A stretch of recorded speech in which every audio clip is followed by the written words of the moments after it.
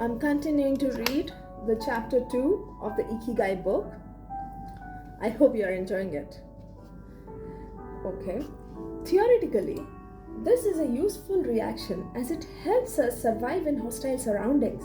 Over the course of our evolution, we have used this response to deal with difficult situations and to flee from predators. The alarm that goes off in our head makes our neurons activate the pituitary gland, which produces hormones, and that release corticotropin, which in turn circulates through the body via the sympathetic nervous system. The alarm that goes off in our head makes our neurons activate the pituitary gland, which produces hormones that release corticotropin, which in turn circulates through the body via the sympathetic nervous system.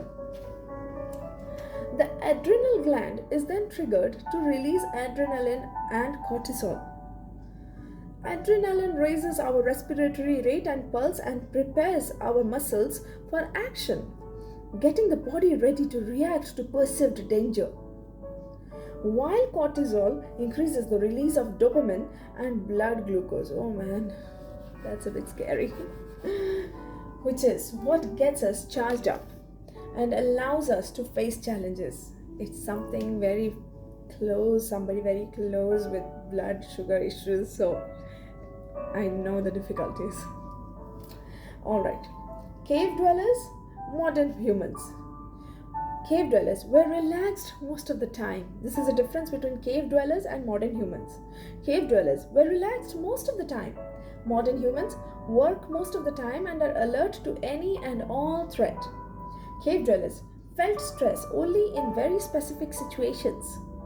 Modern humans are online or waiting for notifications from their cell phones 24 hours a day, which is a fact.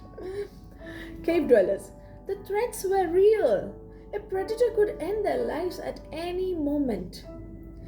Modern humans, the brain associates the ping of a cell phone or an email notification with the threat of a predator. Cave dwellers, high doses of cortisol and adrenaline at moments of danger kept the body healthy. Modern humans, low doses of cortisol flow constantly through the body with the implication of a range of health problems including adrenal fatigue and chronic fatigue syndrome. These processes are in moderation beneficial. They help us overcome challenges in our daily lives. Nonetheless, the stress to which human beings are subjected today is clearly harmful. Stress has a degenerative effect over time.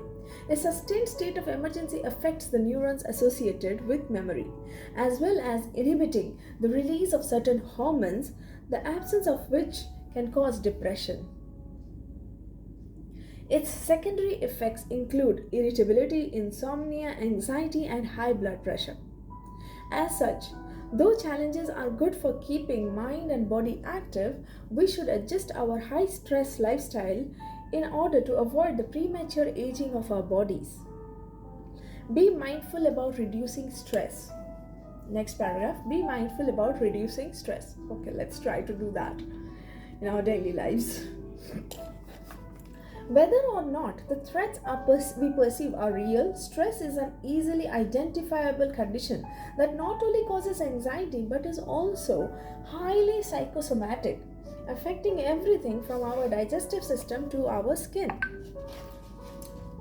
This is why prevention is so important in avoiding the toll that stress takes on us, and why many experts recommend practicing mindfulness. The central premise of this stress reduction method is focusing on the self, noticing our responses even if they are conditioned by habit in order to be fully conscious of them. In this way, we connect with the here and now and limit thoughts that tend to spiral out of control. We have to learn to turn off the autopilot that's steering us in an endless loop. We all know people who snack while talking on the phone or watching the news. You ask them if the omelette they just ate had onion in it, and they can't tell you, says Roberto Alcibar, who abandoned his fast-paced life to become a certified instructor of mindfulness after an illness threw him into a period of acute stress.